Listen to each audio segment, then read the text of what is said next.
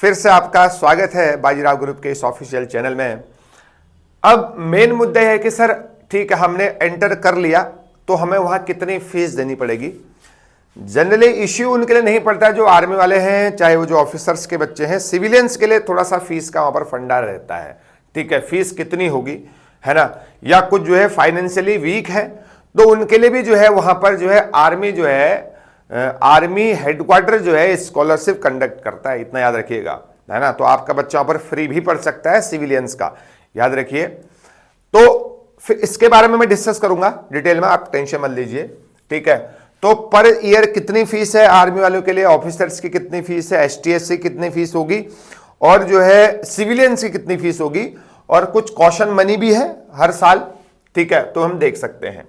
अगर other rank की बात करें, जेसीओ से नीचे जितने भी रैंक हैं तीनों फोर्सेस में, चाहे इंडियन आर्मी हो, चाहे इंडियन नेवी हो, चाहे इंडियन एयरफोर्स हो, और मैं यहां पर मैं बात कर रहा हूं एक्स सर्विसमैन और सर्विंग मैन जो अभी नौकरी कर रहे हैं, या एक्स सर्विसमैन है तीनों फोर्सेस की, है ना। जेसीओ से नीचे रैंक वाली, जिसको हम लोग अनटाइटल्ड कैटेगरी में रखा हुआ है, उनकी फीस जो है 12,000 पर ईयर है। 12,000 एक साल में आपको 12,000 फीस देनी है, और 1200 रुपए जो है आपकी कॉशन मनी है। ठीक है, कॉशन मनी मतलब प्रोटेक्शन सिक्योरिटी फीस है आपकी 1200 रुपया।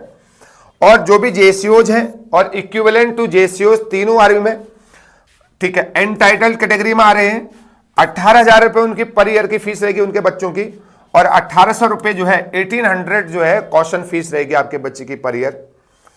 ऑफिसर्स तीनों आर्मी के ऑफिसर्स हो गए, इसमें इंक्लूड हो गए, जिसको हम नॉन एंटाइटल्ड कैटेगरी में रखते हैं। ऑफिसर्स के बच्चों की जो फीस होगी वहां पर 32,000 होगी, इतना याद रखिए। ठीक है, पर ईयर की बात कर रही है, बात चल रही है, और कॉशन मनी जो है वो 3800 होगा मेरे प्यारे बच्चों।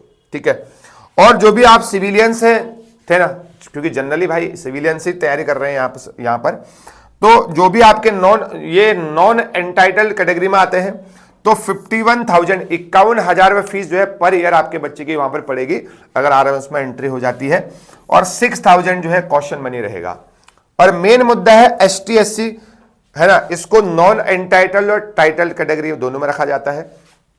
ट्यूशन फीस जो है मतलब 25% जो है फीस पेड करनी होगी, केवल और केवल हर एक कैटेगरी में जो है 25% ही फीस जो है पेड करनी होगी एससी और एसटी वालों को।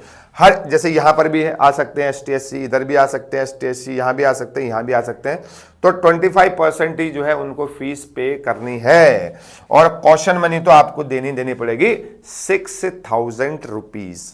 ठीक है, तो ये पर ईयर की फीस है। तो जो भी आपके अदर रैंक वाले हैं, जेसीओ से नीचे रैंक वाले हैं तीनों सर्विसेज में, चाहे वो इंडियन आर्मी हो, चाहे इंडियन एयरफोर्स हो, चाहे इंडियन नेवी हो, एक्स सर्विसमैन इंक्लूडिंग सर्विंग, तो उनकी फीस 12,000 पर ईयर। जेसीओ के इक्विवेलेंट अगर रैंक है तीनों आर्मी में, ठीक है, चाहे वो रिटायर्ड हो, चाहे वो आपके सर्विंग हो, अभी सर्विस में हो, तो 18,000 रुपए आपके बच्चे की पर ईयर फीस पड़ेगी।